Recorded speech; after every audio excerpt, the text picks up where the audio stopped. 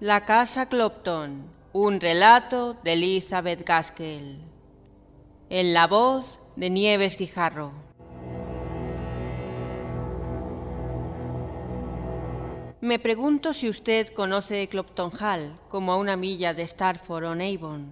¿Me permite contarle acerca de un día muy feliz que pasé allí? Yo estaba en la escuela del vecindario y una de mis compañeras era la hija de un tal señor W., quien por entonces vivía en Clopton.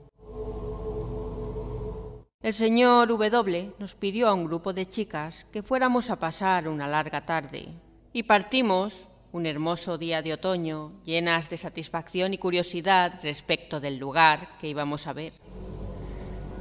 Pasamos a través de campos desolados a medio cultivar, hasta que avistamos la casa, un edificio grande, pesado, compacto y cuadrado, de ladrillos de un rojo profundo y sin brillo, casi púrpura. Al frente había un gran atrio formal, con pilares macizos coronados con dos feroces monstruos.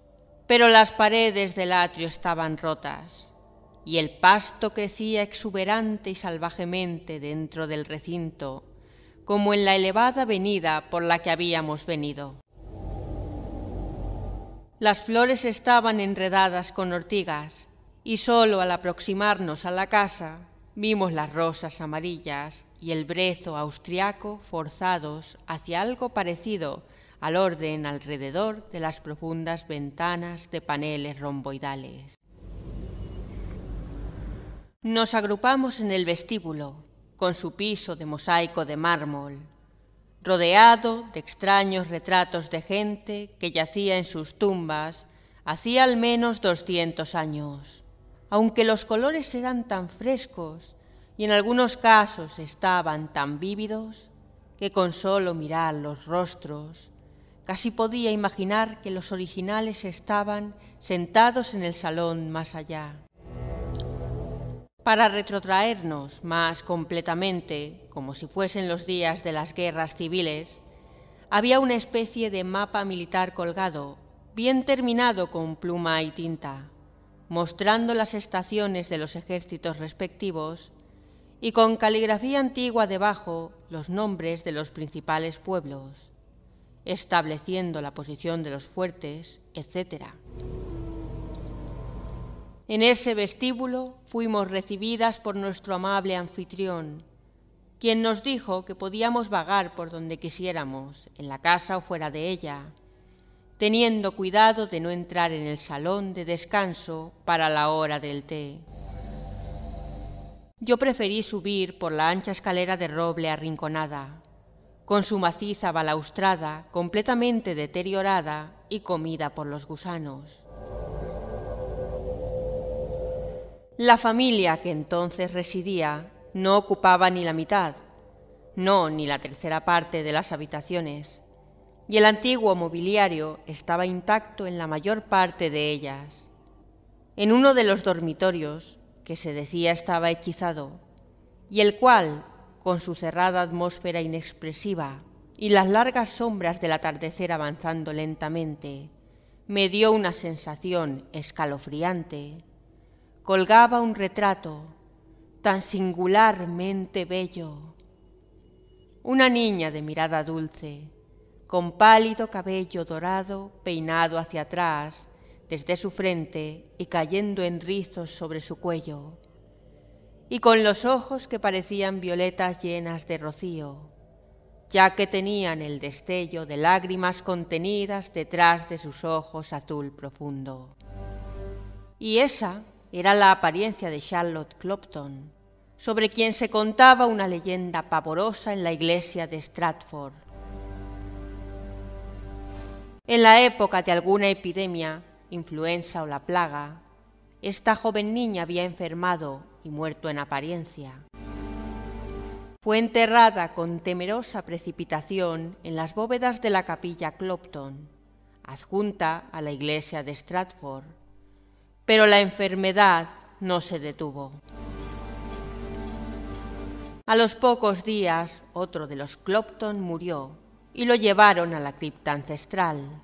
Pero mientras descendían las lóbregas escaleras, vieron a la luz de las antorchas a Charlotte Clopton en sus ropas mortuorias, apoyada contra la pared. Y cuando miraron de cerca, ella estaba muerta, sin duda. Pero antes, en la agonía de la desesperación y el hambre, se había mordido un pedazo de su hombro blanco y redondeado. Por supuesto, había deambulado por siempre desde entonces. Esta era la cámara de Charlotte, y más allá había una cámara privada cubierta con el polvo de muchos años y oscurecida por las plantas trepadoras que habían cubierto las ventanas y aún forzado en lujuriosa osadía a través de los paneles rotos. Más allá, nuevamente, había una vieja capilla católica, con una habitación para el capellán, que había estado tapiada y olvidada a los pocos años. Me apoyé sobre mis manos y rodillas, dado que la entrada era muy baja. Recogí muy poco en la capilla, pero en la habitación del capellán había antiguas y debería pensar que raras ediciones de muchos libros, mayormente folios. Una copia en papel amarillento de Todo por amor de Dryden, fechada en el año 1686, me llamó la atención y es lo único que recuerdo en particular. Por todos lados, aquí y allá, mientras recorría, apareció una bifurcación con una escalera, y tan numerosos eran los sinuosos pasadizos a medio iluminar, que me pregunté si podría encontrar mi camino de regreso. Había un curioso y viejo arcón esculpido en uno de esos pasajes, y con curiosidad infantil traté de abrirlo, pero la tapa era demasiado pesada, hasta que persuadí a una de mis compañeras para ayudarme. Y cuando estuvo abierto, ¿qué piensan que vimos? ¡Huesos!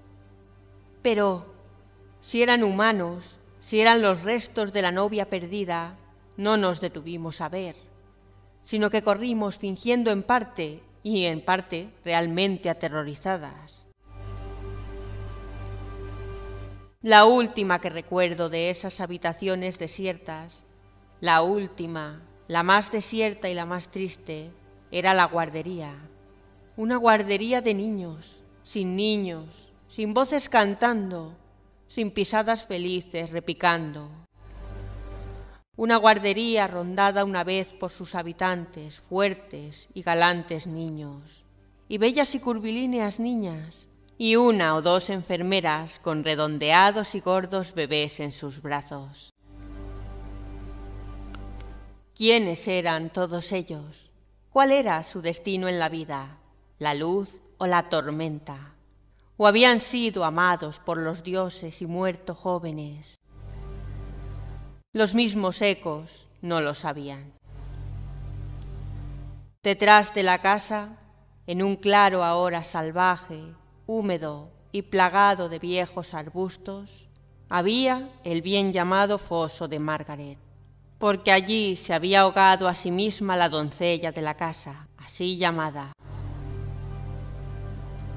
Traté de obtener alguna información que pudiera sobre la familia Clopton. Había decaído desde las guerras civiles. Durante una generación o dos les había resultado imposible vivir en la vieja casa de sus padres, pero habían trabajado exhaustivamente en Londres o en el exterior para poder subsistir, y el último de la vieja familia, un solterón, excéntrico, miserable, viejo, y con los más asquerosos hábitos, si los reportes decían la verdad, había muerto en Clopton hacía unos pocos meses, una especie de huésped de la familia del señor W. Fue enterrado en la lujosa capilla de los Clopton, en la iglesia de Stratford, donde se ven ondear los estandartes y las armas cuelgan sobre uno o dos espléndidos monumentos.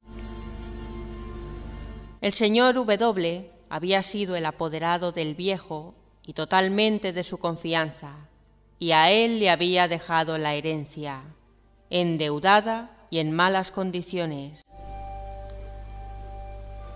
Un año o dos después, el albacea, un pariente muy lejano que vivía en Irlanda, reclamó y obtuvo la herencia, bajo el pretexto de excesiva influencia, cuando no de falsificación, sobre la parte del señor W. Y lo último que supe de nuestros amables anfitriones de ese día era que estaban proscritos y viviendo en Bruselas.